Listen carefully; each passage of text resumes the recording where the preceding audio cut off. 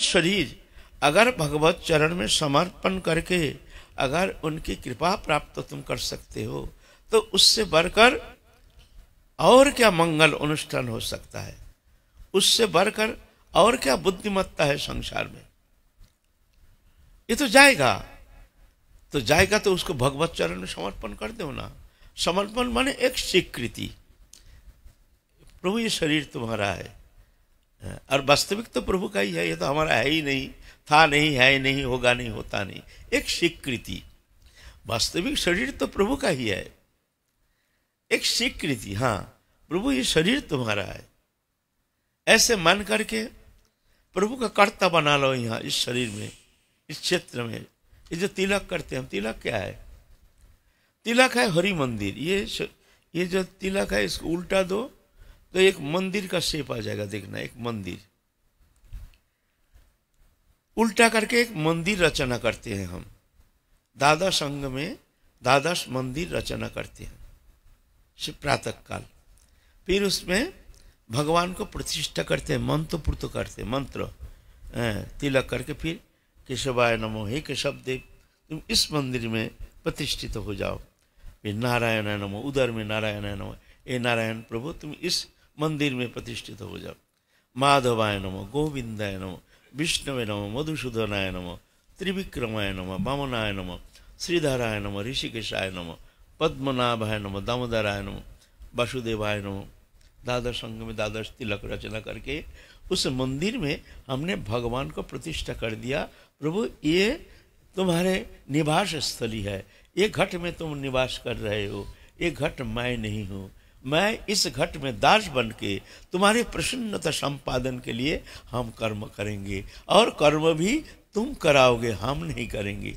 तुम अपने दास को तुम कृपा पूर्वक तुम्हारे कर्म करा लो, ऐसे यह है समर्पण। लेकिन हम ऐसा थोड़ी करते हैं, तिलक तो करते हैं, तिलक जानते ही नहीं है तिलक क्या चीज है, क्यों करते हैं ये भी जानते नहीं है। तिलक है हरि मंदिर, जिसका नाम है हरि मंदिर, भगवान का मंदिर, उल्टा एक मंदिर रचना करते हैं। तो शरीर हो गया भगवान का मंदिर। शरीर मैं नहीं, शरीर संबंधी वस्तु मेरा नहीं, इस शरीर में तुम निवास कर रहे हो, और मैं पुजारी बन करके इस घट में पुजारी बन करके तुम्हारी प्रसन्नता संपादन के लिए बस हमारी समस्त कर्म चेष्टा, प्रभु तुम प्रसन्न हो जाओ, और वो भी तुम करा रहे हो, हम करता नहीं, करता तुम हो, हम तो तुम्हारे दास हैं, तो जाके तुम्हारा सब काम बन जाएगा, है ना। यह है सबसे सरल उपासना पद्धति महाप्रभु ले आए हैं कि भगवत चरण में अपने को समर्पण कर दो। तमेव शरणं गच्छ सर्वभावेन भारत, तत्प्रसादात् परं शांति स्थानं प्राप्स्यसि शाश्वतम्।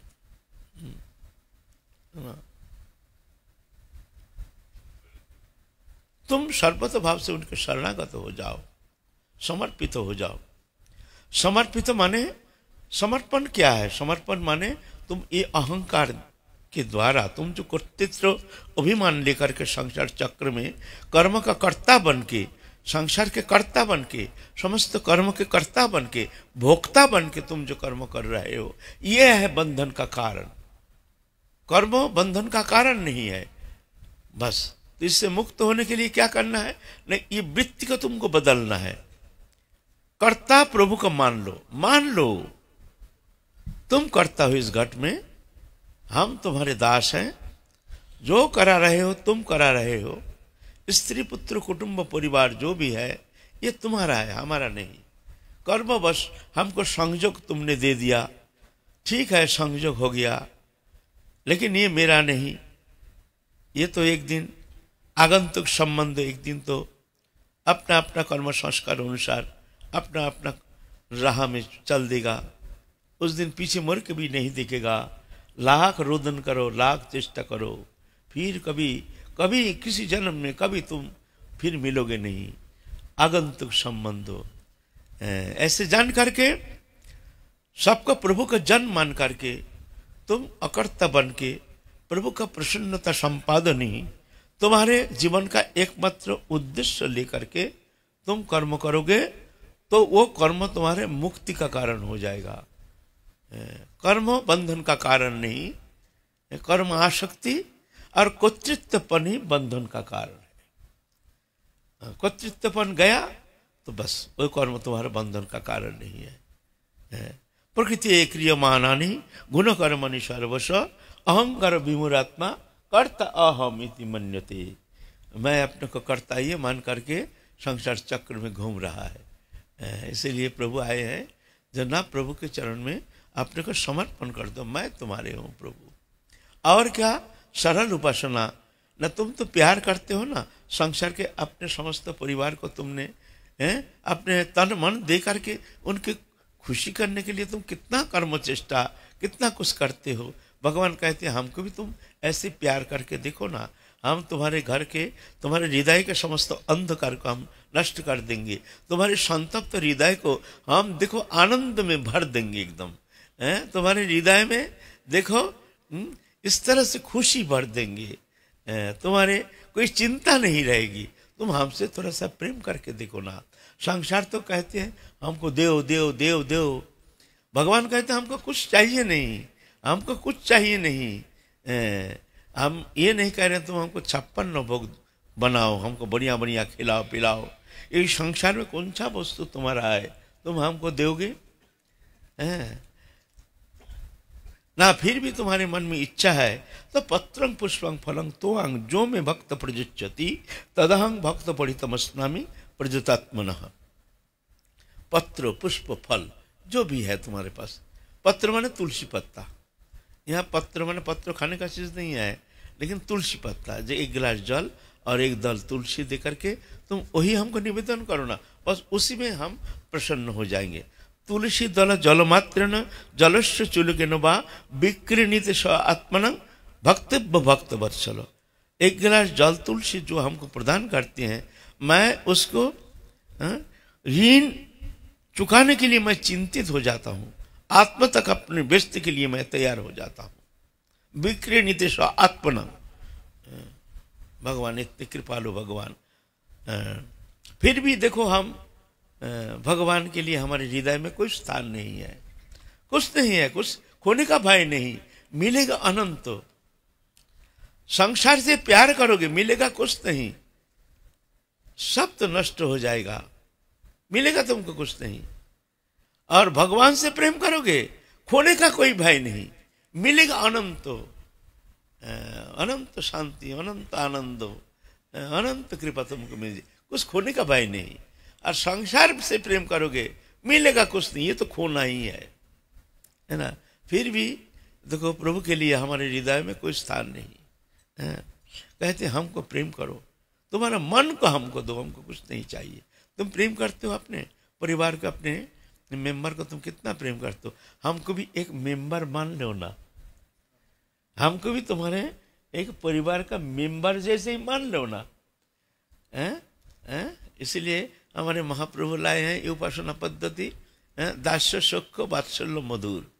दास्य कोई कोई दास्य भाव लेकर के उपासना करते हैं, कोई सुख भाव लेकर के सखा बन के भगवान से निसंकोच व्यवहार।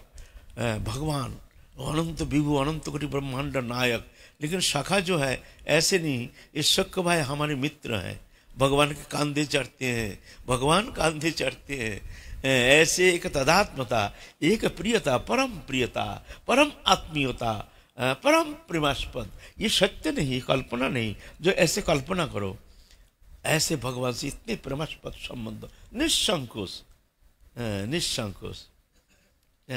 गोविंद मंदिर में एक शक्क भाव के उपासक साधक एकदम हर्षमय शक्क भाव में तन्मय रहते थे।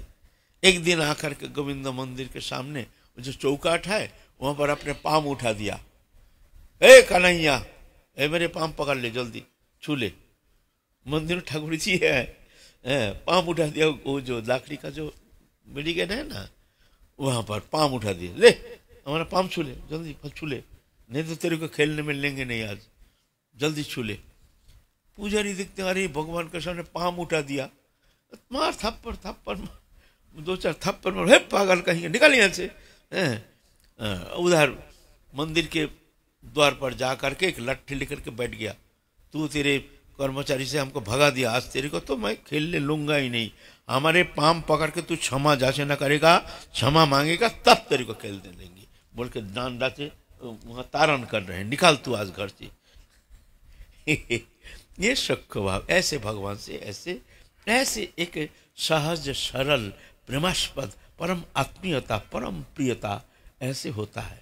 और भगवान भी उसी में भगवान प्रसन्न हो जाते हैं। আপনাকে বড় মানে আমাকে সমহীন, तार पे में हो আমি सतत अधीन। अपने को बड़ा मानते हैं, हमको छोटा मानते हैं, बोलते उसका प्रेम हमको मजा लगता है, आनंद लगता है, वो प्रेम में हमको वशीभूत कर सकते हैं। भगवान कहते ये हमारे ब्रज उपासना पद्धति। আমাকে যে বড় মানে আপনাকে हीन, तार प्रेमे कबू আমি না হই অধীন। हमको बड़े मानते हैं, हम भगवान है, अनंत कोटि ब्रह्मांड नायक, और अपने को हीन जीवात्मा, और तो उसका प्रेम हमको वशीभूत कर नहीं सकता है। ये ब्रज उपासना पद्धति सरल, भगवान भक्त के पीछे पीछे अनुगमन करते हैं। और सब उपासना में तो भगवान के थोड़ी सी कृपा छटा प्राप्ति के लिए जोगिंद्र मुनिंद्र आदि युग युगांतर तप तपस्या करके भी उनकी कृपा की एक कणा लेश मात्र प्राप्त होने में असमर्थ हो जाते हैं। और ये हमारे ब्रज उपासना भगवान, ये ब्रज उपासना पद्धति है कि भगवान भक्त के पीछे पीछे डोलते हैं। भगवान भक्त तो डोलते नहीं है, भक्त के पीछे पीछे भगवान अनुगमन करते हैं। सरल, अति सरल, प्रेम पूर्ण सौहार्द, भगवान हमारे सबसे प्रियतम, भगवान हमारे सबसे निकटतम। बस एक मान्यता, एक स्वीकृति, हो गया तुम्हारा भजन। यहाँ तुम्हारे अंदर कितना पाप है, ताप है, क्या है क्या नहीं है, भगवान तो ये देखते ही नहीं, बस चाहिए प्रेम। हमको थोड़ा प्रेम करके देखो, फिर देखो तुम्हारे अनंत काल के शोक संतप्त हृदय को हम आनंद में खुशी में भर देंगे। देखो ना तुम थोड़ा हमसे प्रेम करके।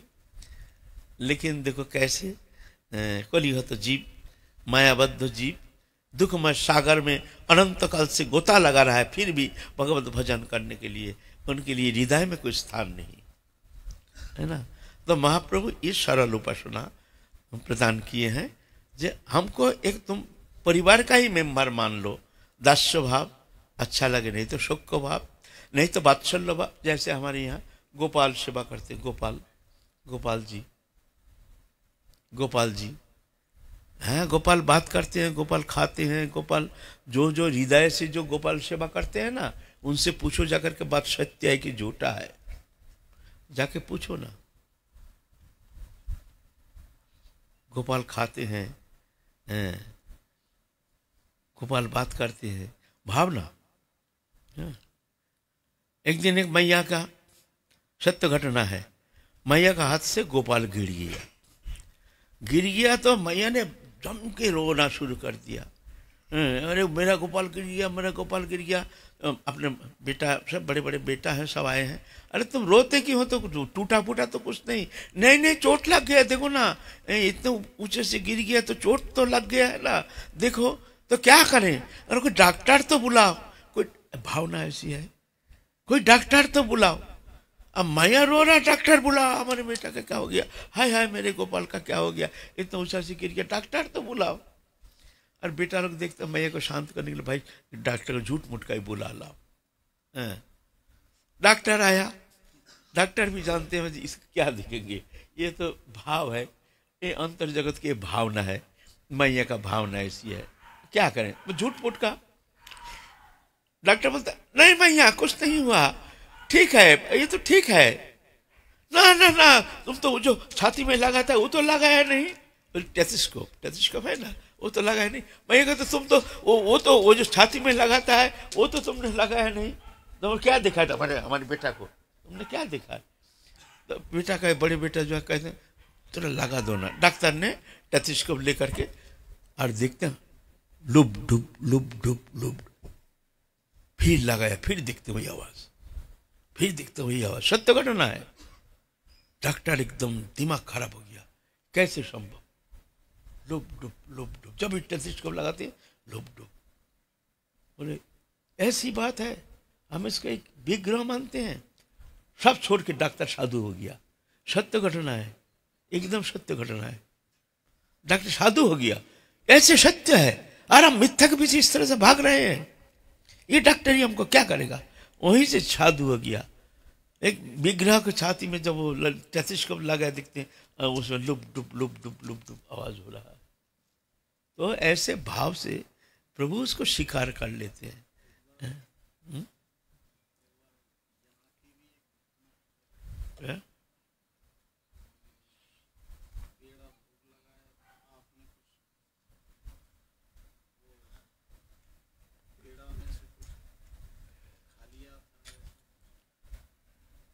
ऐसा तो हमने तो बहुत बार देखा, हमको तो हम देखा।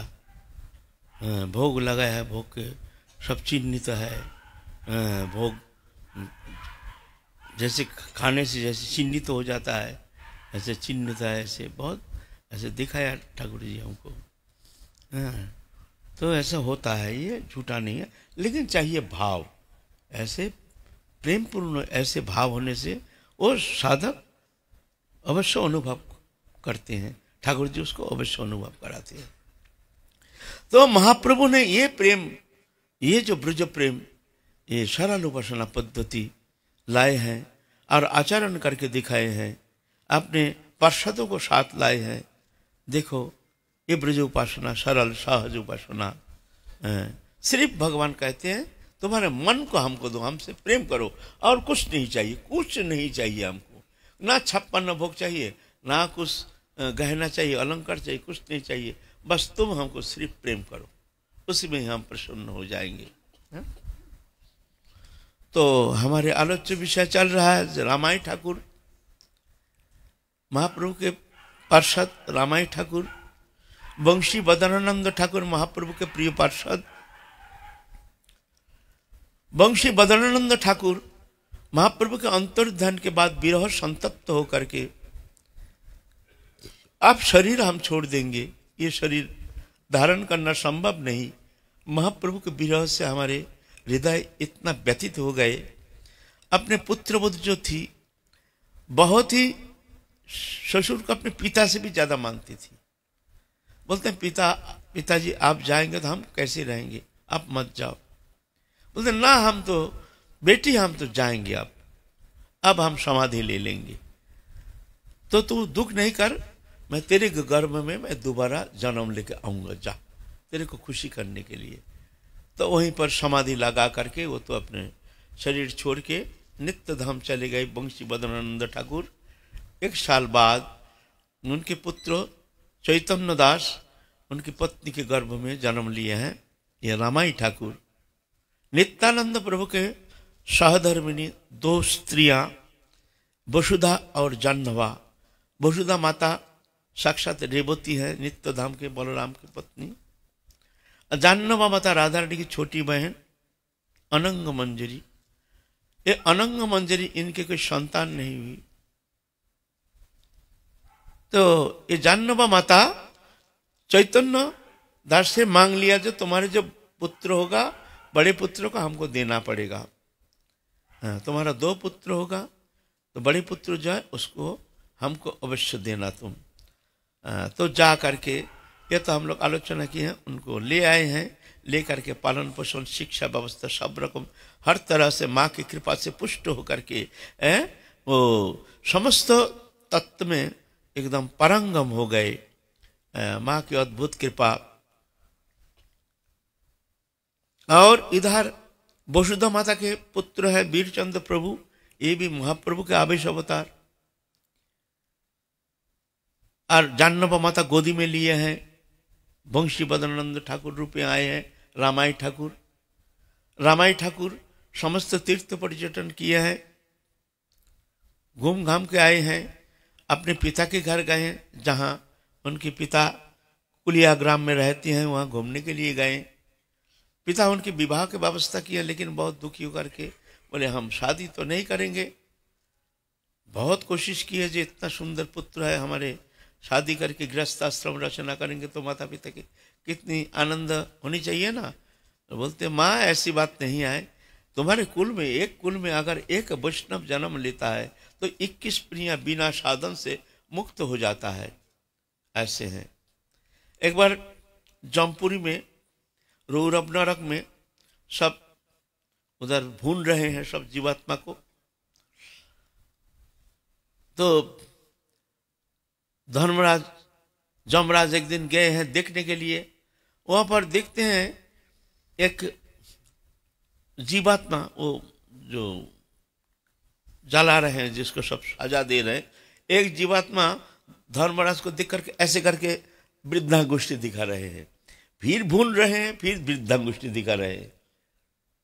तो उसको बुलाया, जमराज ने उसको बुलाया, ए तू हमको वृद्धांगुष्ठी, तेरे को इतना सजा दे रहा है और तू हमको वृद्धांगुष्ठी क्यों दिखा रहा है?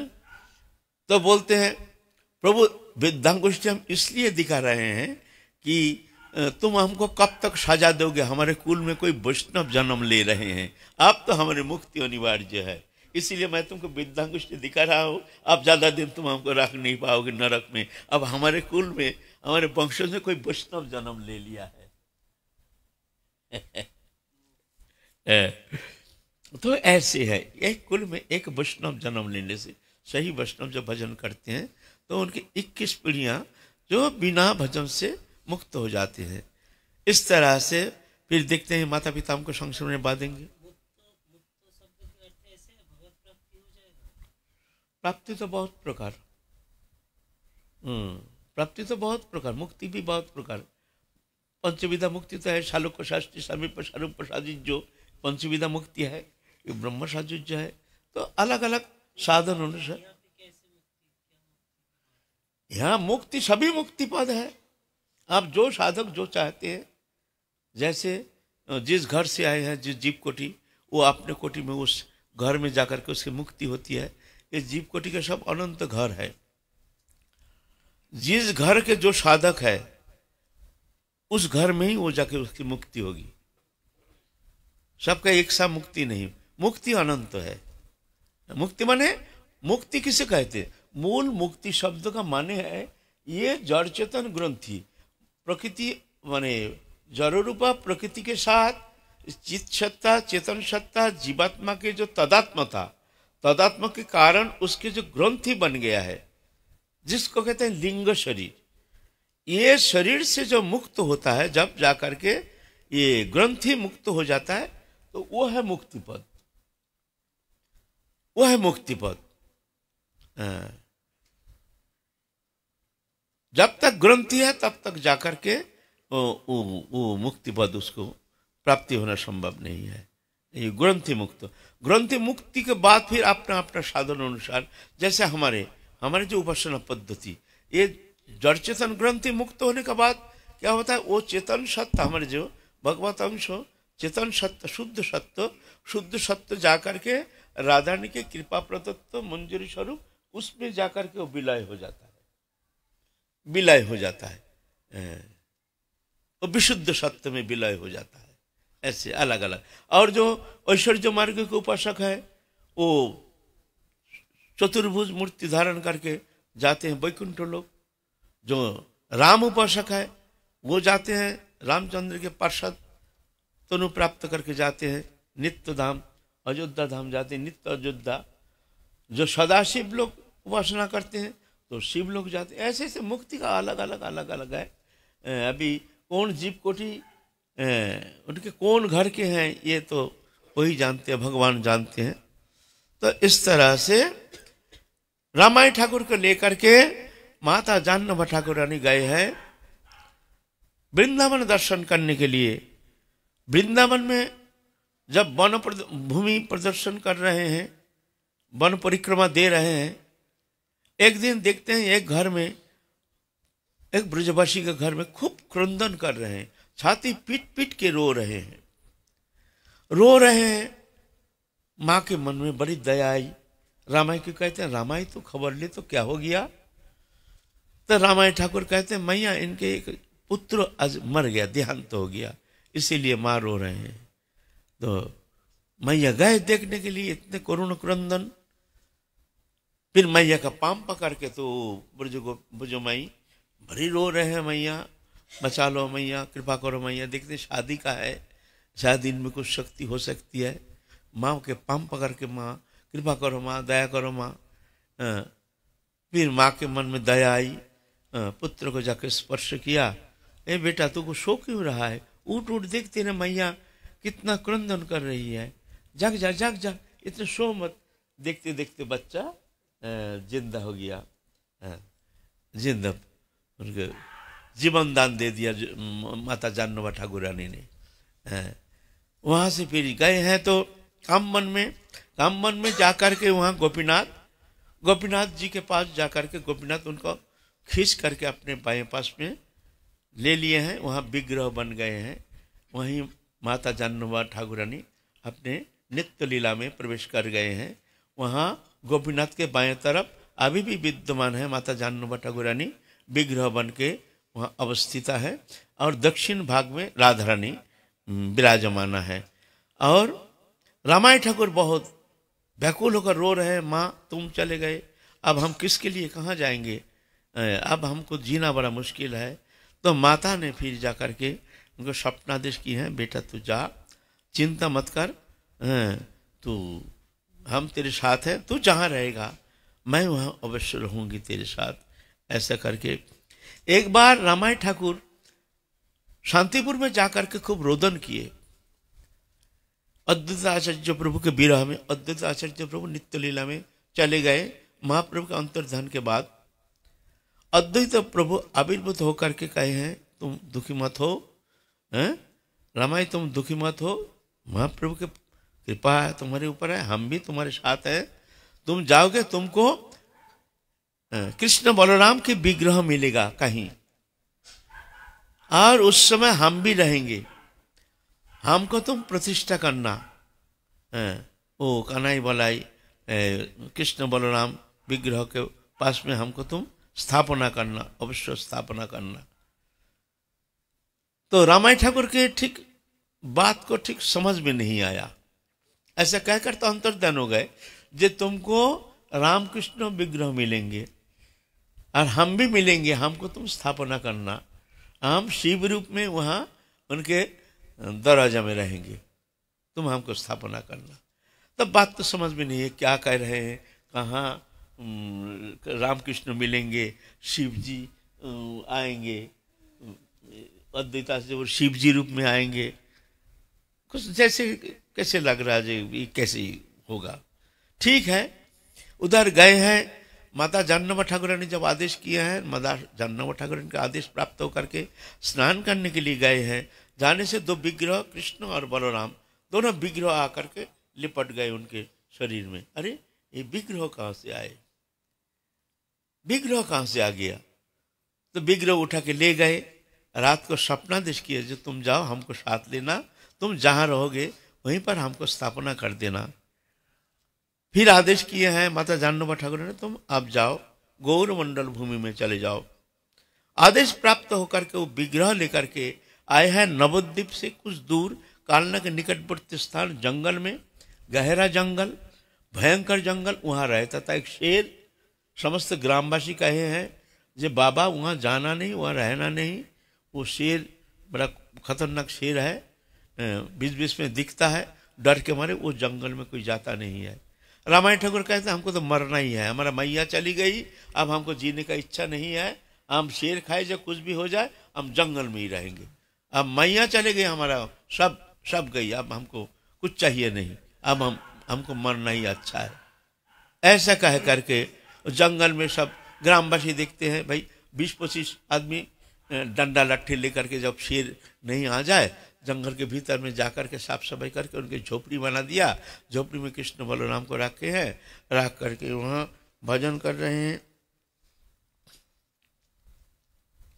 भजन कर रहे हैं। आप शेर वो तो बीच बीच में आता है। तो रामाय ठाकुर एक दिन उस शेर को बुलाए, इधर आया, बिल्ली जैसे एकदम सामने आके बैठ गया। उसके ऊपर बड़े हाथ फेरा, बेटा तू इस तरह से हिंसा क्यों करता है, ऐसा नहीं करना, तू हरि नाम करना। हाँ, ऐसा करके उसका कान में हरि नाम दे दिया, हरे कृष्ण महामंत्र दे दिया। तू आज से हमारा चेला है, हाँ, तो भजन करना यहाँ, और किसी को हिंसा नहीं करना। तो स्वप्न में आया, स्वप्न में शेर कहता है हम खाएंगे क्या? तो हमको कुछ फल फूल जो भी मिल जाए हमको देना पड़ेगा। कहता हमारे तो हम तो शेर है, जानवर है, जंगल के पशु पक्षी मर के खाते हैं। तो रामाई ठाकुर बोलते ठीक है, तू हमारे यहाँ आना, हम तेरे को खिलाएंगे। तो गांववासी जो फल फूल जो भी दे जाते हैं उसको शिष्य वो शेर को दे देता है, शेर आके खा के चला जाता है, वही भी रहता है। सब गांववासी जान गए हैं जो ये शेर था अब शेर है नहीं, बाघ नहीं है, बागना, अब बागना। तो बागना से बागना पड़ा हो गया, वो जगह का नाम बागना पड़ा। अभी भी बंगाल में वो बागना पड़ा प्रसिद्धि है। तो सब ग्राम में हल्ला हो गया, चारों ओर हल्ला हो गया, जो एक शेर साधु हो गया। अब वो फल फूल भोजन करता है, किसी को हिंसा नहीं करता है, सब देखता भी है, आता है जाता है। पहले सब भय पता था, लेकिन देखा जो पीछे देखा कि ये तो बिल्ली जैसे, किसी को कुछ कहता नहीं है। ऐसा करके शेर वहाँ तो रहता है, और सब लोग जा करके वहाँ अच्छे उनको बना दिए हैं, घर मकान बनाए हैं, आश्रम बना दिए हैं। और शेर एक दिन आकर के उनके चरण में पड़ करके विदा ले रहे हैं, वो जाना है। तो उनको हरि नाम सुना दिए हैं, हरि नाम सुनते सुनते और हरि नाम उच्चारण करते हुए शेर वहाँ से अपने नित्य लीला में चले गए। मतलब शेर मर गए, मर गए सब ग्रामवासी। फिर उनको भी अंत्येष्टि क्रिया किए हैं। रात को स्वप्न में देखे हैं, स्वप्न में देखे हैं वो शेर कौन है, कहाँ से आया? तो भोले बाबा कहती हैं, भोले बाबा स्वप्न में कहते हैं जो यहाँ ये था एक सन्यासी, एक सन्यासी था, यहाँ भजन करता था। हमारा मंदिर भी है यहाँ बगल में, हम भी अभी विराजमान है यहाँ। ये वैष्णव देखने से उसको गाली गलौज करता था, वैष्णव देख के गाली गलौज करता है, इसमें बड़ा अपराध होने लगा। एक दिन एक वैष्णव, वो सन्यासी था, सन्यासी तो वैष्णव से बड़ा चिढ़ता था, तो गाली गलौज करके एक वैष्णव एक दिन बड़े उच्च कोटि के वैष्णव उसको अभिशाप दे दिया, जा तू हिंस्र जैसे तू हिंसा करता है, जा हिंस्र जानवर हो जा, शेर हो जा। उनका अभिशाप पा करके वही जंगल में वो शेर बन के आया। वो था उस मंदिर का पुजारी जहाँ शिव जी प्रतिष्ठा किए हैं, शिव जी शब्दादेश किए हैं, जो हम यहाँ हैं, हमको तुम उद्धार करो, उद्धार करके हमको स्थापना करो। वो जो शेर था वो हमारे पुजारी था, वो तो सन्यासी था। अब तो जा करके ग्रामवासी बुलाए, भाई आ जाओ। जा करके ग्रामवासी जा करके देखते हैं वहाँ वो जंगल फंगल हो गया, जंगल हटा के देखते हैं एक शिवलिंग है, बड़ी सुंदर शिवलिंग। शिवलिंग लेकर के और वहाँ पर खबर सुन करके जो उनका बहुत नाम हो गया, तो बहुत पैसा खर्च करके वहाँ मंदिर बनवाए हैं। मंदिर के सामने ये शिवलिंग जो है, यही आदेश किए थे वो अद्वैताचार्य प्रभु, जो हम मिल जाएंगे हमको ये कन्हैया बलाई के मंदिर के सामने हमको प्रतिष्ठा करना है। तो वहीं पर वो भोले बाबा को प्रतिष्ठा किए हैं, कन्हैया बलाई मंदिर अभी भी कालना में वो श्री विग्रह प्रतिष्ठित है। फिर एक भक्त कहते हैं जो प्रभु यहाँ पानी के लिए, स्नान करने के लिए और भी पूजा सेवा पूजा के लिए एक तालाब तो चाहिए, एक तालाब खनन करना चाहिए। तो बोलते ठीक है एक तालाब बनाओ। तो एक तालाब खोदा, बढ़िया तरह से खोदा है, पानी नहीं है, पानी नहीं है तो खोदते हैं, पानी नहीं। तो रामाई ठाकुर, माता जानोबा ठाकुर ने को चिंतन किया, माँ तुम कृपा करो, पानी नहीं है तो ये पानी बिना तो काम नहीं चलेगा, तालाब खोदे हैं। तो मैया ने कहे तो चिंता मत कर, तो जमुना जी को स्मरण कर, जमुना को बुला ले, जमुना आविर्भूत हो जाएंगे यहाँ। तो जमुना मैया को बुलाए, सब स्तुति करके जो और हरार हरार करके एकदम जमुना के प्रकाश वहाँ हो गया।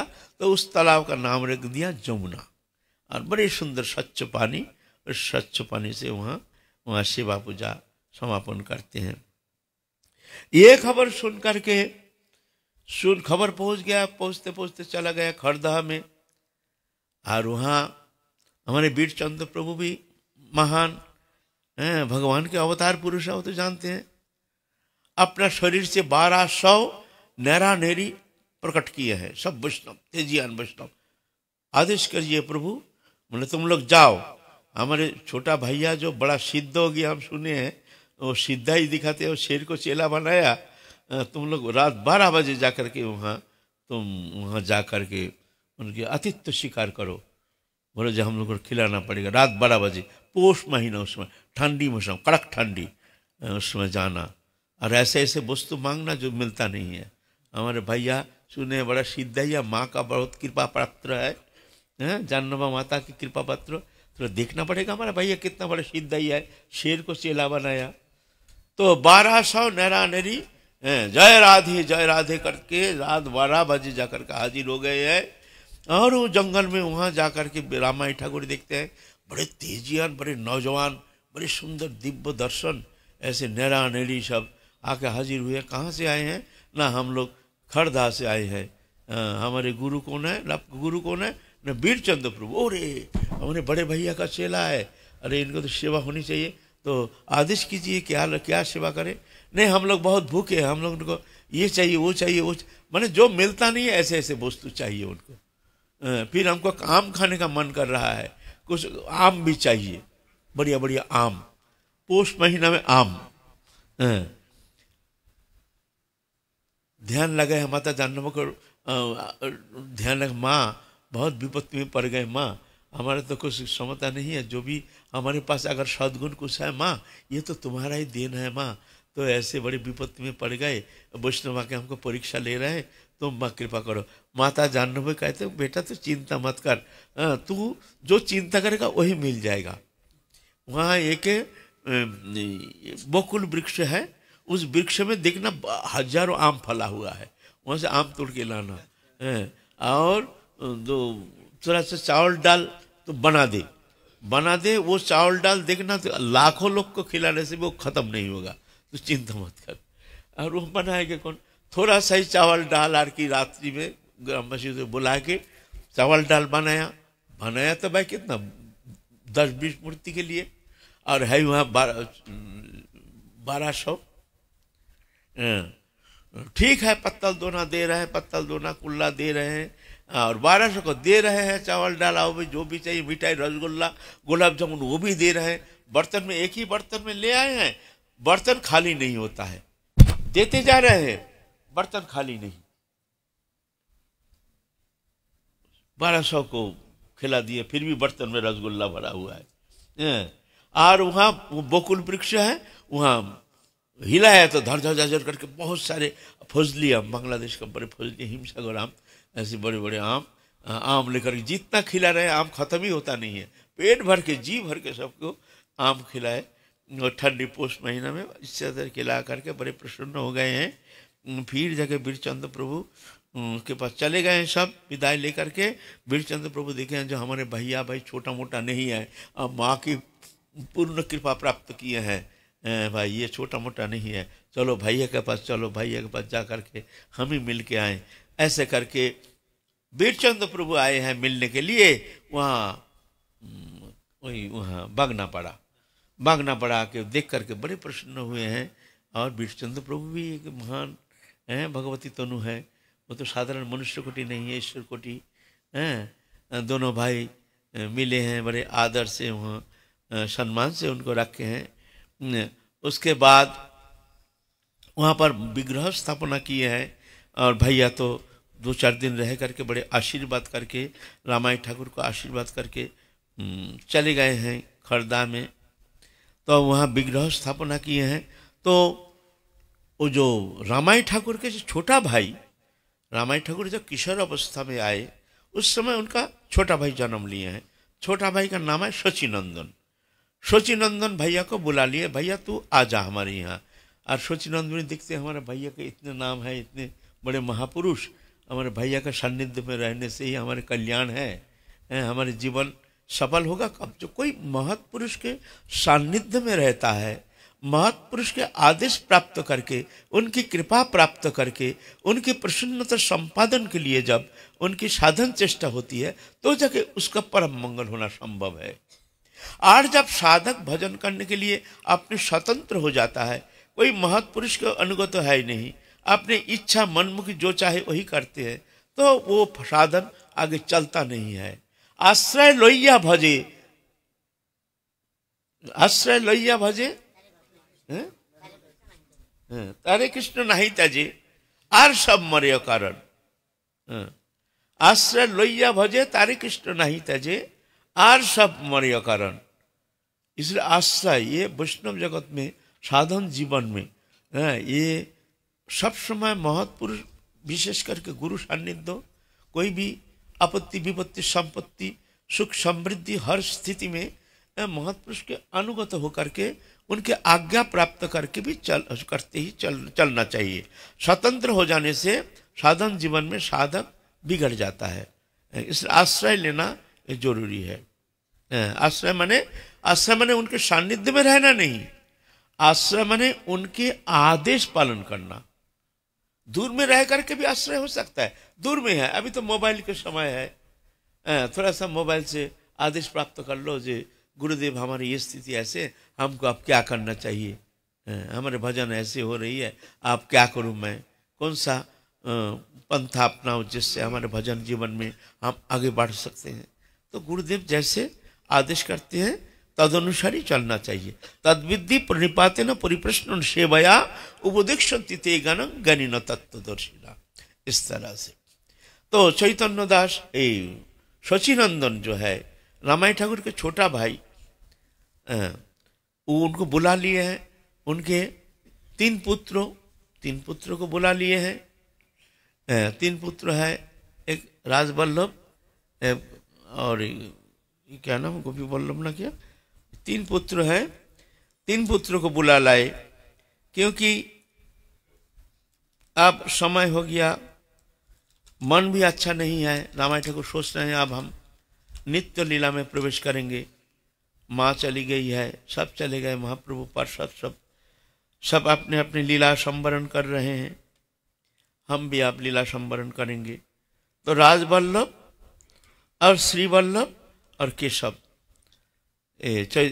शचीनंदन प्रभु के तीन पुत्र बुला करके सेवा भार उनके ऊपर न्यस्त किए हैं, तुम लोग आप ये सेवा संभालो, अब हम चलेंगे। उसके बाद एक दिन सबको बुला करके बड़े व्याकुलित चित्त होकर के रोदन कर करके एक श्लोक कृष्ण कर्णामृत एक श्लोक उच्चारण कर रहे हैं। हे देव हे दयितो हे भुवनैक बंधु हे कृष्ण हे रमन हे भुवन करुणैक सिंधु हे नाथ हे रमन हे नयनाभिरामो हा हा कदनु भविष्यति पदं दिशोर में। ये श्लोक उच्चारण करते करते रोदन करते करते वहीं पर अपना शरीर परित्याग करके नित्य धाम पधार गए।